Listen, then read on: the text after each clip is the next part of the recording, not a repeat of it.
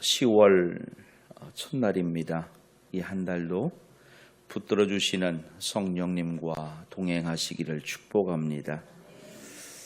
우리는 실은 하루하루 매 순간 어떤 삶의 결정을 하며 살아가죠. 그런데 그 결정, 그 선택에 분명한 기준이 있을 겁니다. 그 선택과 그 결정의 기준이 뭔지를 여러분 한번 돌아보십시오. 때로는 세상의 관습이 그 선택, 결정이 되기도 하고요. 또 내 생각, 내 어떤 경험, 그렇죠? 내 가지고 있는 지식이 그 선택 될 수 있습니다. 특별히 성도된 그리스도인 된 저와 여러분의 삶에 있어서 매 순간의 선택 그리고 매 순간의 결정의 기준은 예수님이 되시기를 부탁합니다. 요한복음 14장 6절에 아주 유명한 말씀이 있죠. 이렇게 말씀합니다. 예수께서 가라사대 같이 읽습니다. 내가 곧 길이요 진리요 생명이니 나로 말미암지 않고는 아버지께로 올 자가 없느니라. 아멘. 저 말씀 그 원문을 보면은요, 저 길루와 그리고 진리, 생명이라는 단어 앞에 관사가 하나 더 붙어 있습니다. 그라고 하는 말입니다. 즉 예수님이 말씀하실 때에 당신을 이렇게 말씀하시고 있어요. 내가 바로 그 길이라는 겁니다. 그 진리고 그 생명이라는 말입니다. 성도된 저와 여러분에게 있어서 예수님이 유일한 선택의 기준, 어떤 결정의 기준이기를 부탁합니다. 바로 요한복음 14장 6절 말씀에서 예수님은 그리스도인들의 그 선택의 기준이 당신이어야 함을 분명하게 밝히시고 있습니다. 요한복음 14장 6절에 있는 그 말씀, 내가 곧 그 길이요 그 진리요 그 생명이라고 하는 이 말씀은 당시에 많은 종교적 사상 가운데 살았던 예수님께서 그러한 사상들과 절대 타협하지 않는 삶을 살았다는 것을 보게 되죠. 우리가 알다시피 당시 로마와 유대를 지배했던 큰 사상이 무엇입니까? 영지주의라는 사상이에요. 자기의 노력을 가지고, 쉽게 말하면 내 노력을 가지고 천국에 갈 수 있다는 그러한 사상이에요. 그게 영지주의입니다. 그 외에 다양한 사상들이 이 유대 사회를 지배하고 있을 때입니다. 그런데 예수님은 그러한 것들을 향하여 절대 타협하는 혼합주의적 종교를 택하지 않으셨어요. 절대적으로 그런 모든 것을 배제했어요. 그래서 오직 당신만이 유일한 길이라는 겁니다. 그 길을 가야만 하는 이유, 그곳에 진리가 있고 그곳에 생명이 있기 때문이라고 말씀하세요. 다시 말하면 오직 유일무이한 길, 그것이 당신에게 있다는 거예요. 일찍이 선지자들이 그 길을 제시해요. 생명이 어디에 있는지, 진리가 어디에 있는지를 가르쳐 주었어요. 그런데 예수님은 그 길을 제시하는 분이 아니셨어요. 당신 스스로가 바로 그 길이었어요. 그 진리, 그 생명이었어요. 그 길이란 말은 유일한 길이라는 말이에요. 오늘 예수님이 단순한 길, 그것을 알려주신 분이 아니라 바로 그 길 자체라고 우리에게 말씀하고 계세요. 사도행전 4장 12절 말씀에서 이렇게 말합니다. 다른 이로서는 구원을 받을 수 없나니 천하 사람 중에 구원 받을 만한 다른 이름을 우리에게 주신 일이 없음이라. 아멘. 저와 여러분이 믿음의 길을 감에 있어서 오직 예수 그리스도 그분이 내 삶의 기준이기를 축복합니다. 나의 선택, 나의 결정의 유일한 기준이 바로 예수 그리스도이기를 축복합니다. 그 예수님을 붙들고 한 걸음 한 걸음 나아갈 때에 우리 삶의 자리에서의 작은 기준이 있어야 돼요. 그게 무엇입니까? 오늘 로마서 14장 13절 14절에서도 말씀하고 있는 것처럼 저와 여러분의 신앙생활의 기준은 정죄가 아닌 섬김이기를 부탁합니다. 바울 사도 당시 교회 가운데에 작은 논쟁들이 있었어요. 그 논쟁의 하나가 바로 이 먹는 문제의 다툼이었죠. 어떤 사람은 음식을 먹지 말아야 할 것들이 있다라고 말해요. 그런가 하면 어떤 사람들은 먹는 음식인데, 하나님이 주신 음식인데 곧 가려야 할 것이 무엇이 있느냐 말씀하기도 해요. 즉 음식의 규정을 가지고 율법을 적용하는 사람들이 있는가 하면 그 율법의 테두리 밖에서도 용납함이 있어야 될 것을 주장하는 사람들이 있었습니다. 이러한 대립이 교회 안에서 벌어지게 된 이유는 하나입니다. 유대교 출신 기독교인들과 이방인 출신 기독교인들의 충돌 때문이었습니다. 유대교를 가지고 있던, 즉 저 구약의 말씀을 붙들고 살았던 유대인들은 예수님께서 다시 허락하신 그 새로운 생명 되신 율법을 부여잡을 때에도 그 기준이 바로 율법의 기준이 되었던 것이에요. 사실 예수님도 유대 율법을 기준으로 살아가셨던 분이에요. 그런데 예수님은 그 유대교의 율법을 파하신 분이 아니에요. 무너뜨리신 분이 아니라 더 정교하게 다듬으셨어요. 더 선명하게 사람들이 알아볼 수 있게 만드셨어요. 그 수많은 규례와 그 수많은 율례들, 그것을 예수님은 크게 두 가지로 설명하세요. 바로 하나님 사랑과 사람 사랑이라는 것이에요. 하나님 사랑하다 보면 지켜야 할 것과 버려야 할 것, 지키지 않아도 될 것들이 구분되어진다는 것이에요. 사람을 사랑하기 위해서는 버려야 할 것들이 있는가 하면 잡아야 할 것들이 있다는 것이에요.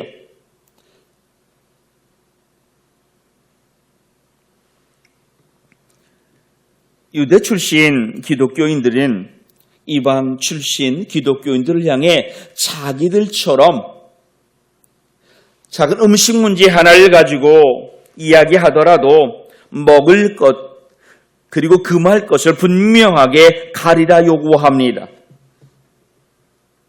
이방 출신 기독교인들은 대수롭지 않게 생각할 수 있는 그 문제가 안타깝게도 당시 교회 안에서는 걸림돌이 되고 말았어요. 그들을 세우는 규례가 아닌 그들을 넘어뜨리게 하는 규례가 되었다는 말입니다. 바울 사도가 볼 때도 그런 작은 규례들을 통해서 새롭게 기독교인이 된 저 이방인들 걸림과 부침이 되지 않기를 바랬던 것입니다. 그래서 전통이 중요합니다. 당연히 율법이 중요해요. 그런데 그거보다 더 중요한 것이 있어요. 그게 바로 예수님 안에서의 확신이라는 것이었습니다. 저와 여러분이 삶의 자리에서 그리스도인으로 살아갈 때에, 즉 어떤 일을 할 때에 예수는 뜻을 벗어나지 않는다는 확신이 정말 중요합니다.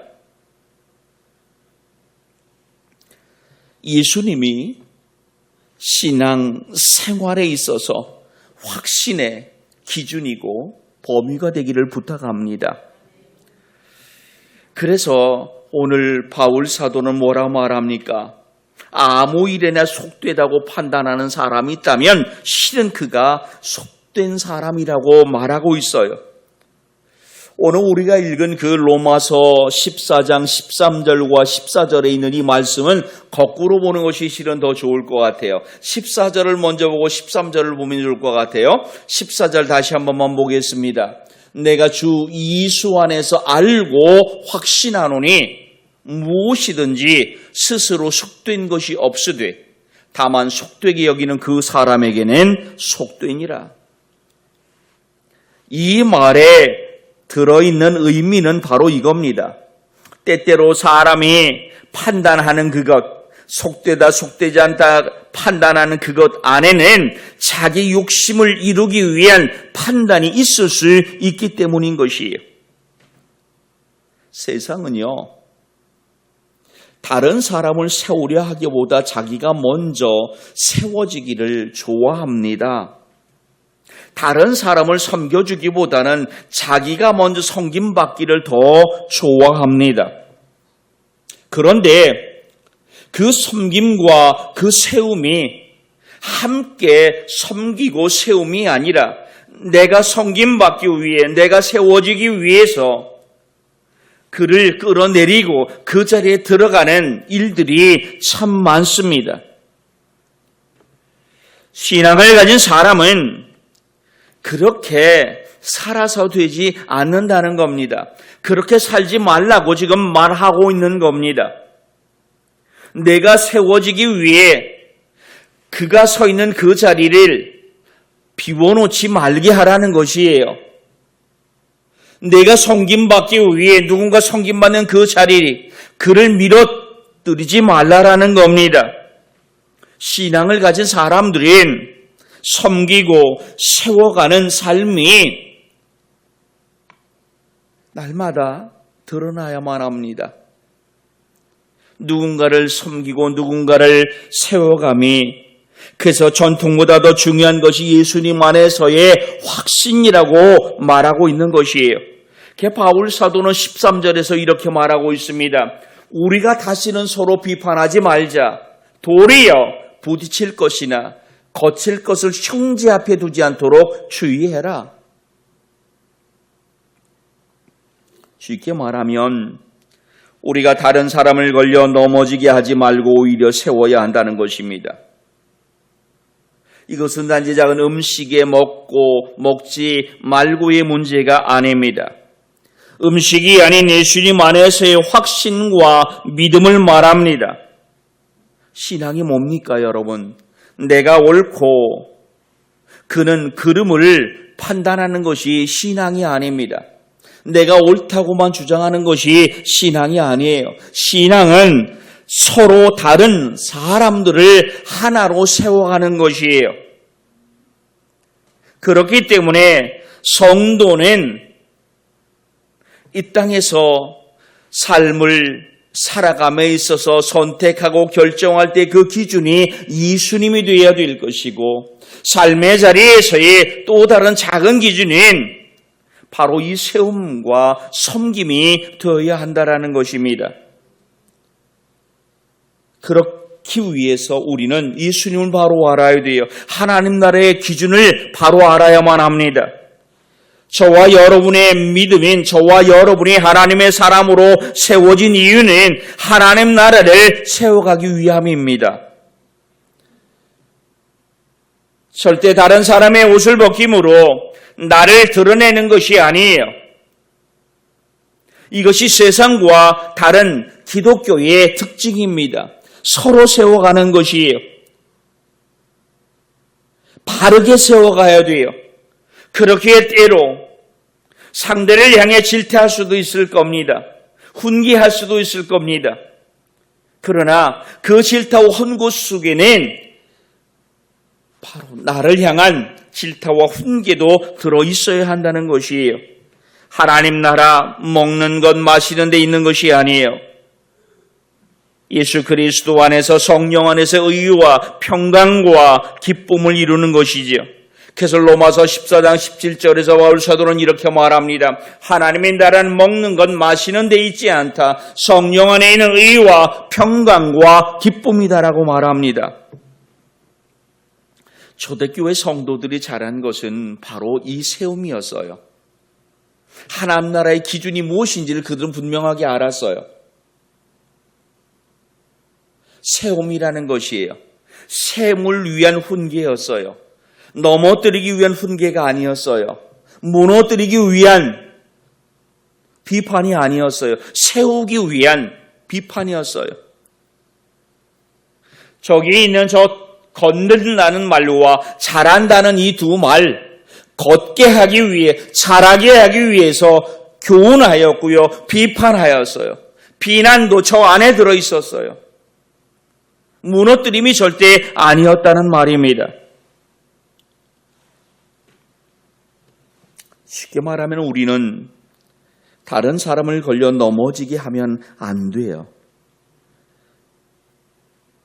본문에서는 먹는 것에 대한 문제로 누군가를 넘어뜨리려 하는 이들을 향하여 그런 것 가지고서 상대를 넘어뜨리지 말라고 말하고 있는 겁니다. 그러면서 이렇게 말씀하고 있어요. 사실 여러분, 예수님이 죽으신 이유가 무엇입니까? 살리기 위해서 당신이 죽으신 것이에요. 사람을 살려야 하기 때문에 당신이 죽으셨어요. 즉 상대를, 누군가를 세우기 위해 자기가 무너진 거예요. 넘어진 거예요. 그런데 구원받는 사람들을 먹는 것 때문에 넘어지게 하는 일은 더더욱 있어서는 안 되었던 것이지요. 먹는 것을 좋아하기도 하지만 또한 가리기도 하지만 그것이 중요한 것 아니라는 것이, 믿음에 있어서 절대적 기준이 아니라는 겁니다. 하나님 나라는 절대 그러한 것으로 세워지는 것이 아니기 때문이에요. 믿고 섬긴다고 하는 말, 예수님 믿고 섬기는 사람은 세상의 습관과 나아가 세상의 관습이 아니라 하나님이 원하시는, 하나님의 가르쳐 주시는 그 생각과 마음의 행동이 있어야 돼요. 그리할 때에 비로소 우리는 그리스도인다운 그리스도인의 삶을 살아가게 될 줄 믿습니다. 판단, 정죄가 분명히 세상 가운데 있습니다. 그런데 그 판단과 정죄는 상대를 세우기 위한 것이에요. 나를 더 바로 세우기 위한 판단과 정죄여야 한다는 것입니다.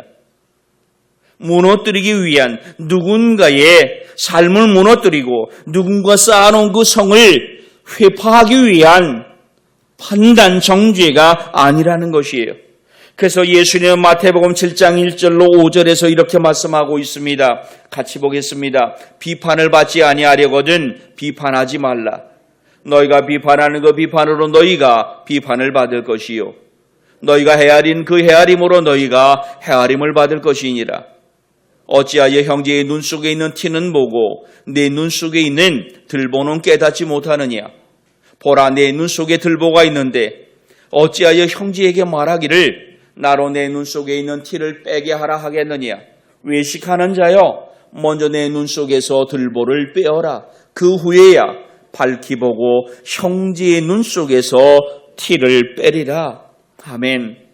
누가복음 6장 37절 이하에서도 말씀하시는데 이렇게 말씀합니다. 비판하지 말라. 그리하면 너희가 비판을 받지 아니할 것이요, 정죄하지 말라. 그리하면 너희가 정죄를 받지 않을 것이요, 용서하라. 그리하면 너희가 용서를 받을 것이요.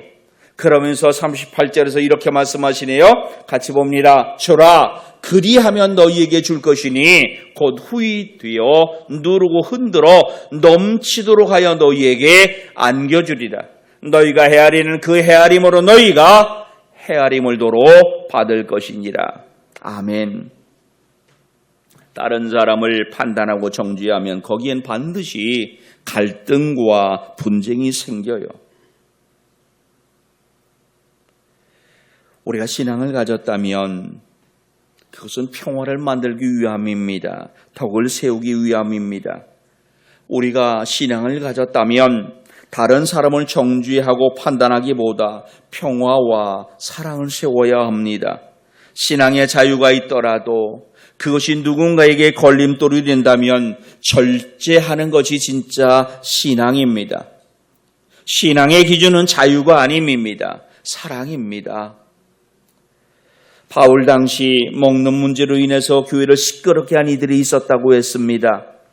자기가 안 하니 다른 사람도 하면 안 된다고 이들이 말합니다. 그것이 다른 사람의 마음을 시원하게 하는 것이 아니라 걸림이 되게 했습니다. 바울은 먹는 것의 문제로 하나님 사업이 무너지면 안 된다라고 말합니다.